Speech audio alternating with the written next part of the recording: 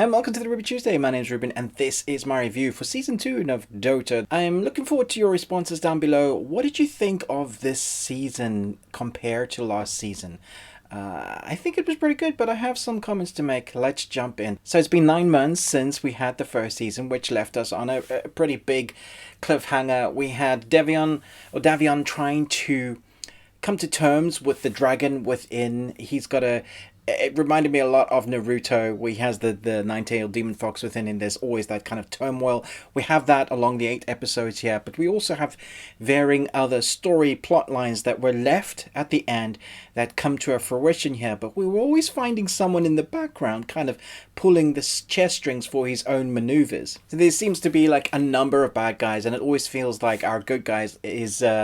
I guess they're on the underfoot. They're the underdog. We have the Invoker, who is the chess player who's set to get his revenge on the goddess, and we have Terrorblade, who wants to collect all the souls. When these powers combine, I can recreate the earth to whatever I want it to look like. And then we have people whose core destinies are in shadow, but we always thought they had more to do with the storyline rather than just being your side protagonist or your sidekick. There seems to be a lot more going on with some of the characters, and I'll let you discover that for yourselves. First up, I thought the score had a mixed bag of eclectic music, some weird synth, some orchestra, and I liked it for the most part. There were just parts I really hoped that it was going to have more punch and more kick.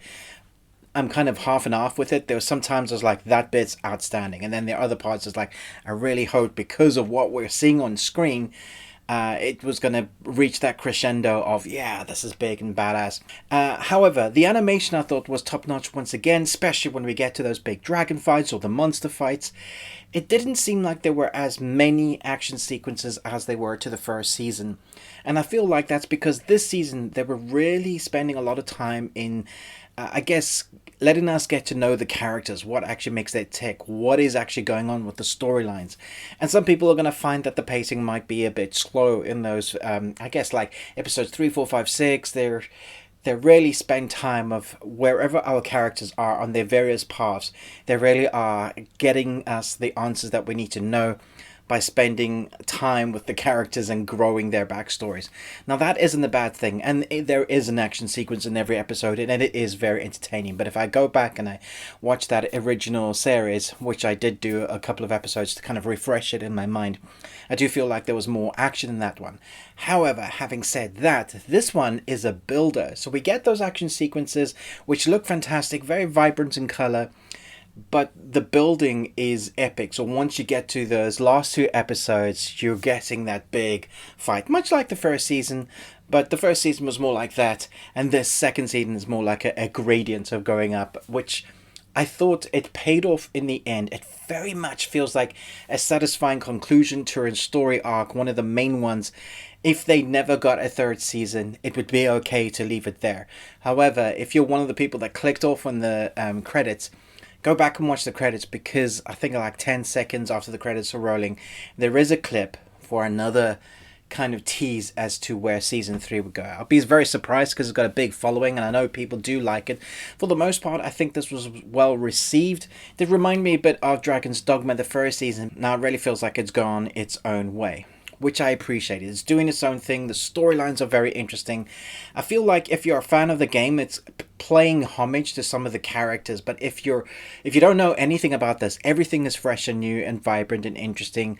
I think this season works better in storyline and developing, but I think the action was kind of that little helping into the world of what season 1 brought us. Ashley Miller once again is the creator for season 2, and you can see her expertise in getting the voice actors to deliver, I guess, what she wants them to deliver, those inflections, those emotional beats and moments. And what I was surprised by her writing this time is that she wasn't afraid to hit hard where it needed to hit hard. I was surprised by what happened to some of the characters, and if you find yourself going, no, not that character, then that is a good thing. It's like what Stephen King often says, don't be afraid to kill your darlings. I'm not going to say who, but in this program, it is again fully violent. It doesn't skimp on the violence, but it's not violence for the sake of violence. The action sequences are believable in the world of magic and dragons.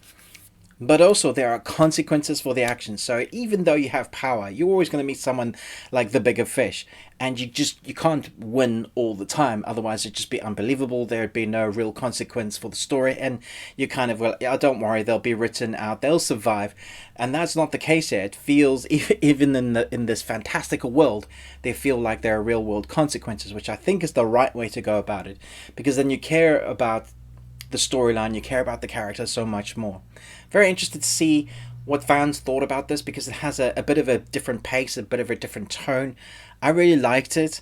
I wouldn't know how to rate, like, compared to they feel different, character driven, story based, bigger arc at the end. Perhaps a season 3. Season 1 was more like the introduction to the world, which I think was like a showcase of what we can do, and now we're building that universe.